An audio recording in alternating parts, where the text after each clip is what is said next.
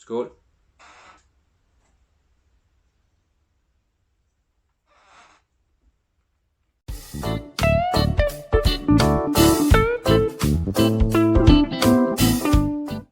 Hello everybody and welcome back to my channel. Today I have another whiskey review for you guys, and I'm continuing, and this is the last one in this round, with the Japanese whiskey exploration.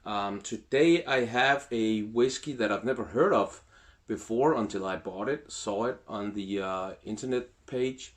It's called Kirin Fuji-sanroku. It is a blended whiskey. It costs around 450 Danish crowns for 70 centiliters, and that is around 45 pounds and maybe $50 euros, give or take a little bit. It is bottled at 50 ABV, so pretty high. I always have some water to put in when the whiskey is 50 or more, so of course I had that. Now, unfortunately, it is artificially colored, but I actually don't know whether or not it is chill filtered. So this is a little bit strange because all the pages that I looked at, I usually look at 3. One of them didn't say anything about it. The two others both said at the bottom, where they list all the facts about the whiskey, that it was chill filtered, but in the description of the whiskey it said that it wasn't chill filtered. So I'm gonna have to check this out if it is or if it isn't. If you guys know if it is or not, please leave a comment about it down below. That would really mean a lot to me. Kirin is a Japanese beer giant. They produce a lot of beer, and they decided to kind of move into whiskey as well. This one was launched in 2016, so fairly new. There's no age statement, so nowhere to know how old it is, but as it is 2016, it can be most 4 years. It's probably only 3 years. This whiskey is produced with water from the rain and melted snow running down Mount Fuji. This is pretty cool, in my opinion. It's aged in ex-bourbon casks, and the name Kirin Fuji-sanroku means at the foot of Mount Fuji. So the distillery is right beside the mountain, and the mountain is also illustrated on the label of the bottle. Not, of course, not the sample, but the real whiskey. Yeah, let's jump into this, and I have my new favorite whiskey glass, the Glencairn Prismacut Crystal whiskey glass. It's absolutely amazing. There's no sponsored content in this video, and as always, everything on this channel is just my opinion. One of the things about crystal glass is when something hits it, a nail or glass or something, there's another sound to it than normal glass. So you're not, if it is crystal, there's no doubt. So the color, golden, light amber, leg, medium to heavy.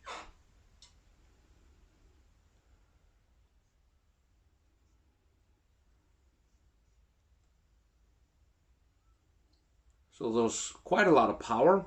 Of course there is when it's 50 ABV, but not a lot of sharpness. So that's good.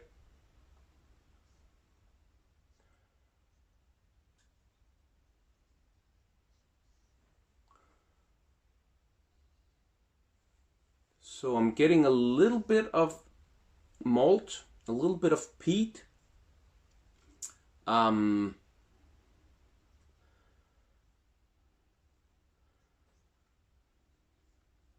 There's some kind of a metallic medicinal You know, that thing I've talked about before. Medicinal, metallic note to it.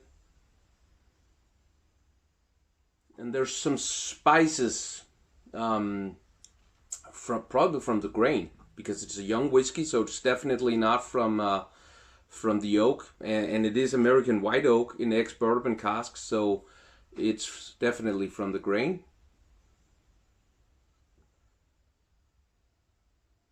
I'm not getting any sweetness or vanilla or anything like that.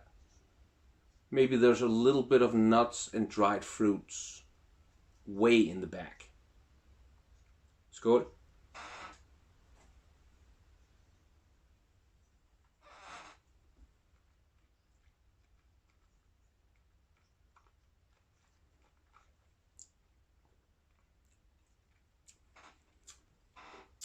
There's a lot of sharpness. It definitely needs some water, but there's actually some sweetness to the palate,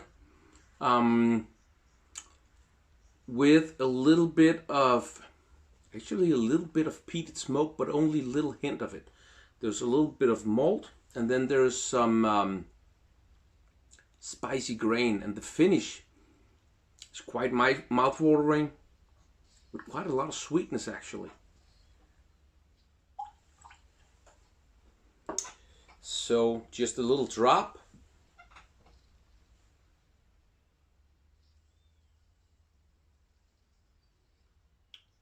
Make sure they kind of marry together.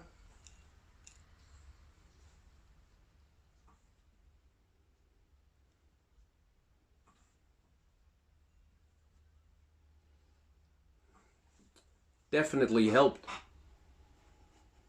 There's absolutely no sharpness there. There's still some power. First flavor I'm getting now is actually honey sweetness. A little bit of fudge or caramel. And the same as before, a little hint of peat smoke. A little bit of malt and some spicy grain.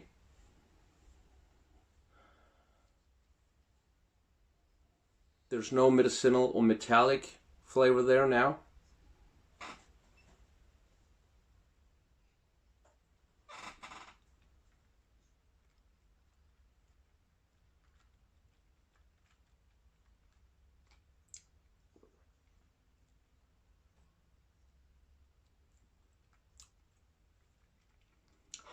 Still quite powerful, very powerful actually.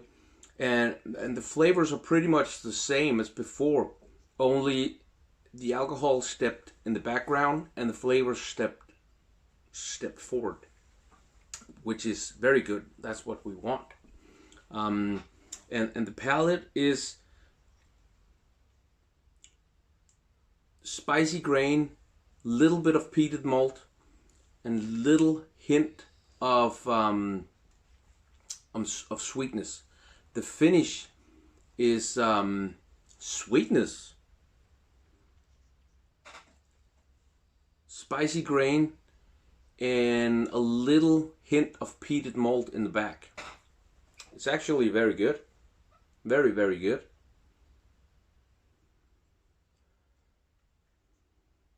Just nosing it now the third time. Weird enough, there's a little bit of bubble gum at the nose. Vanilla, honey, and caramel.